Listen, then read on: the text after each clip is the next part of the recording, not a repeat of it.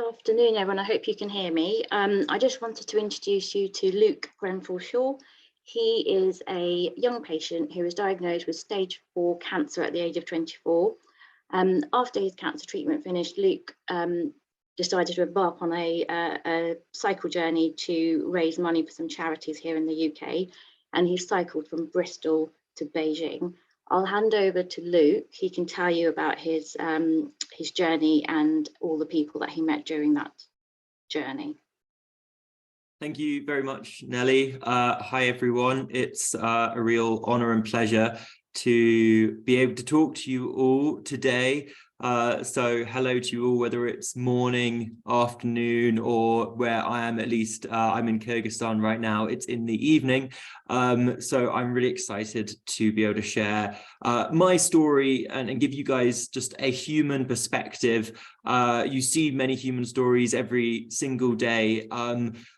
This will be perhaps a thank you and an example of the amazing work that you guys do and enable, and what I've gone on to do since I was diagnosed with cancer. So if technology doesn't let me down, I'll give you a presentation. Okay. Okay, can everyone see that? Anyway, shout if you can't. My name is Luke Grenfell-Shaw, and today I'm going to be telling you about cycling for survival. So I'm going to tell you a little bit about myself, of how I ended up on that bicycle, which you can see there. That's me cycling in Pakistan, and you can see it's a very special bike. It's a two-person bike as well. But to tell this story, we need to go back about 4.5 years ago. And I was 24 years old. I was working out in Russia, and I was doing a lot of sport. I was very fit. And this is me doing a long race through the Ural Mountains. And if you ask anyone who knew me, they would probably say I was the fittest, healthiest person that they knew. However, at this point, there was just one thing that sort of was a bit more annoying and frustrating, and that's that I had this niggle in my left shoulder, and it wasn't even painful. It was an ache that just didn't go away, and I spent weeks and weeks and then months and months ignoring this ache in my shoulder.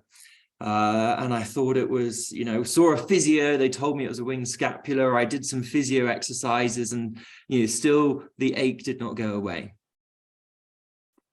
But eventually I thought, well, enough is enough. I've got to see a doctor and what's going on.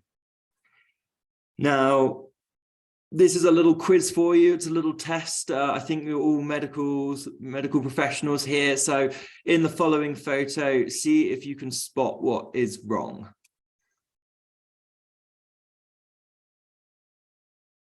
So I hope it doesn't need pointing out that on my left shoulder, it wasn't simply aching. There was this enormous swollen scapula. And when the doctor saw it, they said, Boże mój, which means like, oh my God. And 48 hours later, I went back to the UK, had a whole load of tests done. And 3 weeks later, I went back into hospital in Bristol, and the doctors gave me the news. And they said, Luke, you have cancer. By this point, even I had worked out that I'd got cancer. It taken me a long time to work out that something was wrong. It was more than an ache in my shoulder. And they said, Luke, you've got cancer. But what really blew me away is they said, the cancer you have, it's gone from your left shoulder and it's already spread to your lungs. And it's very rare. It's very aggressive. And we really don't know how long you're going to last. For those of you, it means something. It was a type of sarcoma, an MPNST, the survival rate for that at stage 4 is really, really bad. And so basically I was looking down the barrel of a gun. That's how it felt like. I was really, I was distraught because I was 24 years old. I still felt very young. I still had all my dreams ahead of me. And up to this point, life had made sense in that when I'd worked hard, I'd got good results. I had done well in my career, you know, just the life made sense, and the sort of the harder you work, the better result you get. And here I was, the fittest person, the person who'd been running ultra marathons, and suddenly I found out I was perhaps the most unhealthy person alive, though perhaps not alive for that much longer. And so it was devastating. And I went home and I just cried into the sofa. And I just felt, I felt awful. And this, to me, this is the photo that sums up that initial time when I just felt like all hope was lost. But my dad gave me some advice on the day that I was diagnosed, which really changed my attitude to how I lived with cancer. And he said, Luke, the fact that you might be dead in 3 or 4 or 5 months is the worst thing that I can think of as your father. But there's very little I can do about it. And there's very little you can do about it either. But what you do have a choice over, what you still have control over, is how you choose to spend these next few months. And I realized that, you know, I might not have long, but that time became incredibly precious. I wanted to do as much as possible with it. And I also wanted to give myself the best possible chance of surviving, of living, of getting to the other side. Even if there's a tiny percentage of people who are going to live, I wanted to do everything that I could to put myself in that tiny percentage. And so while some days looked like this, where I was sad, I was depressed, I was feeling sick, I was on chemotherapy, I had ifosfamide and doxorubicin. The following photo is the one that tells you the attitude that I tried to take forward.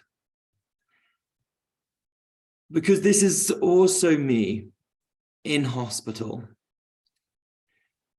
It's also me on chemotherapy. But this is me trying to do everything that I could, despite the fact I had cancer, despite the fact I was going through chemotherapy, doing everything I could to help myself and put myself in the best possible situation to get to the other side. Not because it would mean that I 100% would, but because I knew I was doing everything I could to help myself in this situation. And I was very lucky. I had chemotherapy, I had surgery, I had radiotherapy. And after about 1.5 years after I got diagnosed, I decided that I got through treatment. I was in remission. I didn't know how long I was going to be in remission for. I certainly didn't expect it for me to still be in remission in 2022. This is a very pleasant, big surprise for me. But I decided I wanted to do something that I had always told myself that I was going to do. I wanted to fulfill a dream that I'd had since I was a teenager. And that, of course, was cycle around the world. And it was a journey that I wanted to do from Bristol in the UK all the way through Western Europe, Eastern Europe, Ukraine, Turkey, the Caucasus, Central Asia, Pakistan, India, and I wanted to finish in China, in Beijing. I was very interested in the Silk Roads. I was very interested in the new Silk Roads, and I was interested to see China as one of the most important countries in the 21st century. So that was my route. And I was going to raise as much money as I could for cancer charities, including the ones that helped me and including charities that worked at a local level in the countries that I was passing through. And I also wanted to do this journey on a tandem bike. I wanted to share this journey with other people because I wanted it to be something not just that I was doing, but something that many people were doing with me. And I had my friends and my family doing it. And I had a very, very special group of people who cycled the tandem with me, who I will introduce to you a little bit later. So I started this journey on the 1st of January 2020 with impeccable timing. So there's not much surprise to any of you of what happened next, as I made serene progress through France, the Netherlands, Germany, and I got to Switzerland, and then the world basically seemed to implode. And of course, coronavirus, the COVID-19 pandemic hit. The whole of Europe shut down. I had to return to the UK. But after 5 months, in August 2020, I restarted my journey. I crossed Ukraine in the winter, going through places that now are much more familiar sounding, probably places like Odessa, Melitopol, Kherson, and against about a 60-kilometer-an-hour headwind, like a 40-mile-an-hour headwind, that meant that I was basically not moving for 2 weeks as I slogged my way through Ukraine. I thought I would never get to the end of Ukraine. I then arrived in this city, and it's very poignant for me whenever I show this photo, because this city, it no longer exists, because this is Mariupol, which has been completely obliterated by Russian bombardments. And it was in Mariupol that I met this guy in the left of the photo, this guy called Gennady Mokhnenko, who was a pastor who had set up the largest orphanage in the former Soviet Union. And he hadn't just had the largest number of orphans in the former Soviet Union, he must have had what was the largest family as well, because he had 37 adopted children. And so meeting Gennady was one of those points on my trip that gave me a lot of inspiration, because here is someone who had done so much for adopted children. And he had cycled around the world to promote adoption, to get 1,500 children adopted. And that really inspired me to think about what more I could do for people with cancer. And so I moved on through Ukraine. My mum came out and joined me in this rather grim looking photo in Georgia, which was it's a super nice moment, because my mum had looked after me on my bedside as I was going through chemotherapy. And as soon as I was well, I kind of got out the house. So she never saw me when I was well. But now she got to sort of share in my dream and my adventure. So this is us in a slightly happier setting with lots of food in front of us, experiencing the wonderful Georgian hospitality. I crossed through Central Asia during the summer. So there were, it was, 45, 50 degrees heat during the day. There was no shade. I was drinking so much water. I've been kept alive by Uzbek lorry drivers. Though the really embarrassing thing is I never got heat stroke in any of my trip. But this summer when I was back in Bristol, I went to a festival and I managed to get heat stroke there. So I managed to cross most of the world and not get heat stroke, but just get it back in the UK. And I didn't even think it was possible to get heat stroke in the UK. So there you go. I cycled through Kyrgyzstan, up into some amazing mountains, across the Pamir Highway, which is tallest, second highest pass or second highest road in the world. Most of it's above 4,000 meters. And I crossed through Pakistan and I came to India. Now, during this whole time, I'd had over 300 people join me on the back of the tandem. And this guy here, Dev, is a guy who has a very particular story behind him. So Dev is 17 years old. He's a schoolboy in India. And I met him and he said, Luke, I want to cycle with you. And I said, oh, that's great. And I was like, yeah, you can come along for a bit. So he comes up and he's wearing like his jeans and he's wearing a jumper. He's wearing that hat that you see in a pair of woolly gloves.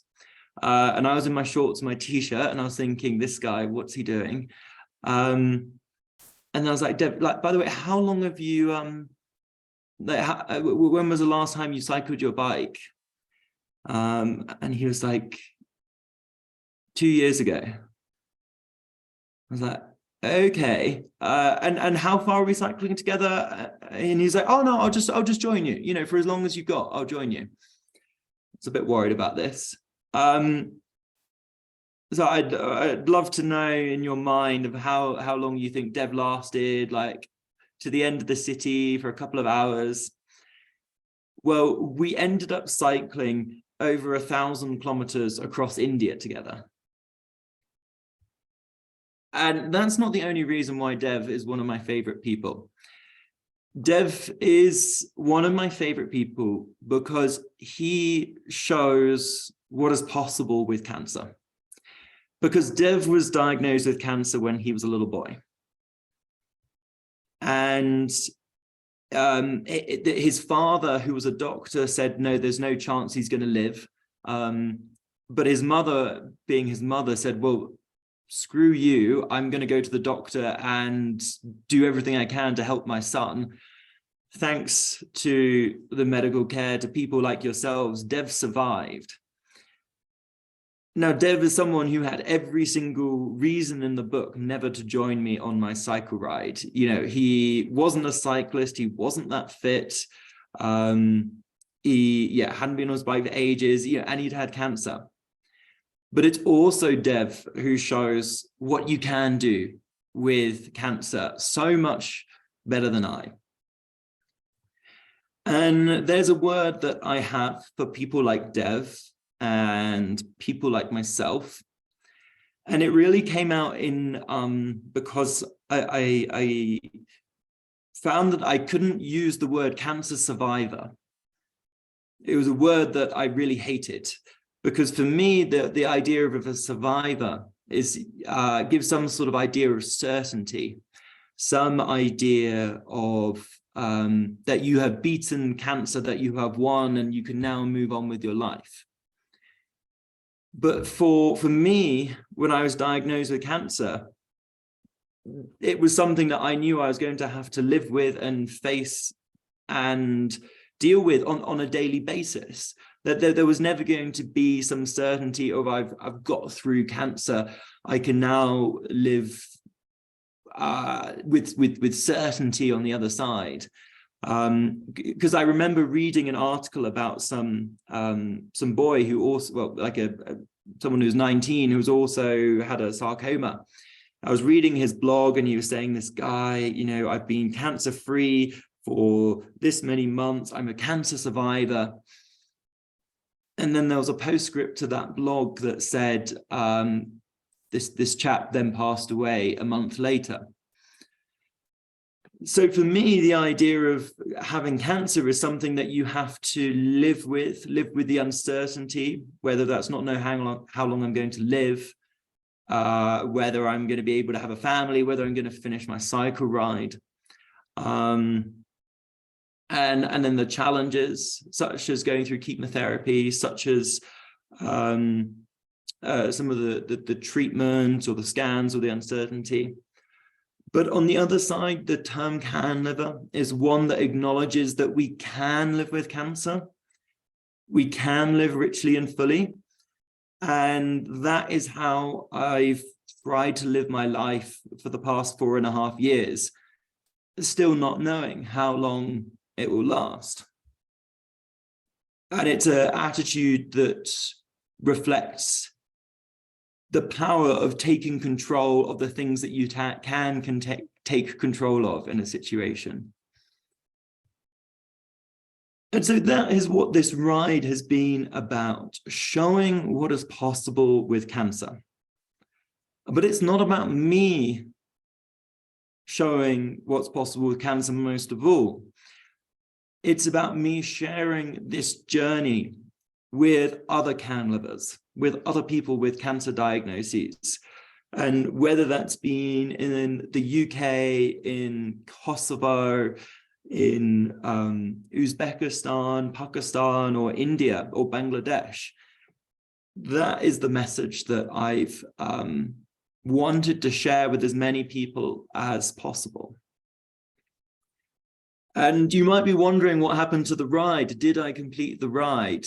Well, the answer is yes and no. I still have not reached Beijing because of COVID, because of COVID-19. It still prevented me from finishing and getting into China. I'm hoping that in the new year that might be possible. But in terms of have I achieved what I set out to do, which is travel across the world, try and make a positive difference, and make each day as rich and full as possible? Well, on that basis, yes, I have been successful in the ride.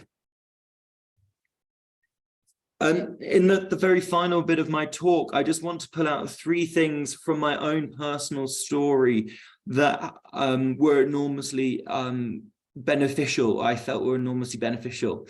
I'm not a doctor. This isn't medical advice. It's an anecdote, but it's still stuff that I really strongly believe in. And it might be interesting to hear about for you. So the first thing that was such an important pillar of my journey through chemo, radio, and surgery was physical activity. You saw that photo of me on the bike. For me, there are 3 things that exercise really helps with. There are 3 physical aspects that exercise really helps with. The first of all, it increases the efficacy of chemo. There've been studies results to show that, at least for sometimes chemotherapy, possibly through increasing blood circulation. It's certainly true for me that I had a very atypical response and a very, very positive response to the chemotherapy. And I think that the exercise was a part of that. And I was going for a walk every day for an hour. And as most days that I could, I was just spinning on the bike for 20 minutes or so. Not hard, neither are things hard, but it was more than nothing. The second thing, doing physical activity helps preserve muscle mass, keeps your strength going, keeps your body just in general better condition through chemotherapy. And it also limits your fatigue. So I tended to tolerate the chemotherapy a lot better than I might have done otherwise. And my doctor said I had a very good response, physical fatigue response to the chemotherapy. As importantly, I think there's an enormous mental side to chemotherapy. There's an enormous mental side to physical activity, which is really very powerful. First of all, it boosts your mood. I would be a miserable git if I didn't exercise. It helped me deal with a really rubbish situation with more positivity. The second thing, which I think is often overlooked, and particularly by healthcare professionals, is that it was a really important part of my identity. So it's very easy as a patient to be very passive. You are prodded and measured and poked and told what to do, and you're told how long you're going to live, perhaps. It can feel like that. Exercising was one way of me reclaiming my identity and saying, look, I'm still Luke. I'm Luke, and I'm going to go for a walk. I'm not just a patient. I'm someone who walks, or I'm someone who runs or cycles. So that was enormously beneficial. And then the third mental aspect is the immensely powerful thing of helping yourself. Knowing that you're doing something to help yourself, even in a difficult situation, means that you can face life with much more positivity. And that's another thing that exercise gave me. Luke, sorry to interrupt. It's Nelly. I'm afraid I need to get you to wrap up in a moment. All right. Okay. Absolutely. Thank you. Yeah, well, diet was another big thing. I cut out sugar, lots of veg, would recommend that as well. Family and friends, they're super important. I don't need to explain that one through. So the ride took me through 30,000 kilometers. I had over 800 people join me. 28 of them were people with cancer. I raised money and worked with the charities that you'll see on the bottom. They were all brilliant. If you want to get in touch, I did a lot with outreach with charities, with cancer professionals, with nurses across the world. If you want to send me a message and try and link up or do something for a future expedition, then you've got my email address there. I'll put it in the chat, and follow on bristoltobeijing.org or any of our social medias at Bristol to Beijing. Apologies for overrunning. And I hoped that this provided some food for thought and was enjoyable. So thank you so much.